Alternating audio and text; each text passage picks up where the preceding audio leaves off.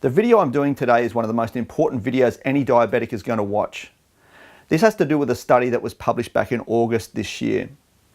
When I was reading through it when it was first released, I thought it was unusual that the authors were actually downplaying the results. Basically, some authors put together a study taking 93 subjects that had type 2 diabetes, weren't on insulin, and had only been diagnosed in the previous 10 years. They divided them up. There was 64 in the intervention group, so that group received exercise programs, personalised dietary advice, as well as exercise sessions provided. The control group, which comprised of 34 people, they just got the normal treatment. So they just went and saw their doctor, checkups every few months, and were progressed through with that. The authors noted that the results didn't reach the criterion for equivalence, but it was going the direction for consistent with benefit. So you would think, okay, well, yeah, the results didn't turn out too well. And what they were talking about was the measure of HbA1c. And with the intervention group, so all those people that did all those exercise sessions and so on, their HbA1c only dropped by 0.31, whereas the control group was 0.08. So there wasn't a great deal of difference. But there was one big contributing factor. If at any stage, any of the people within the study, if their blood sugars dropped too low, they would reduce their medications, and if they went too high, they increased medications.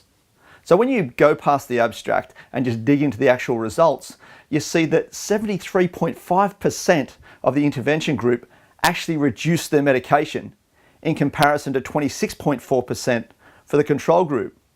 Pretty substantial, right? So what that means is if those medications weren't reduced, then that change of HbA1c would have been much greater between the two groups, but they didn't mention that. Not only that, there was 56% of the intervention group taken off medications altogether.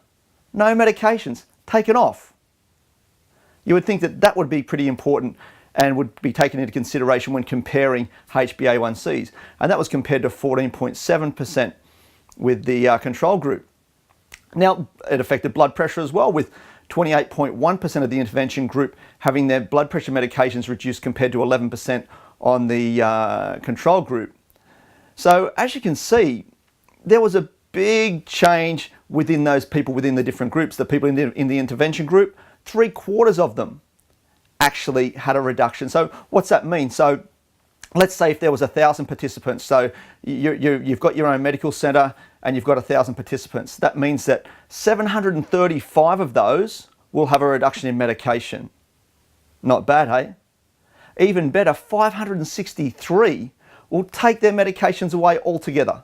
So they'll have normal HbA1c levels, but their medications will be totally removed. That's pretty impressive, right? And blood pressure. 281 will have a reduction in medication. Now, that could include a total removal of medication. But there would have been so many more that would have had high blood pressure even with medication, but it was brought down to a safe level. So let's take the results right across the whole country. Let's say we had 1 million people on the programs.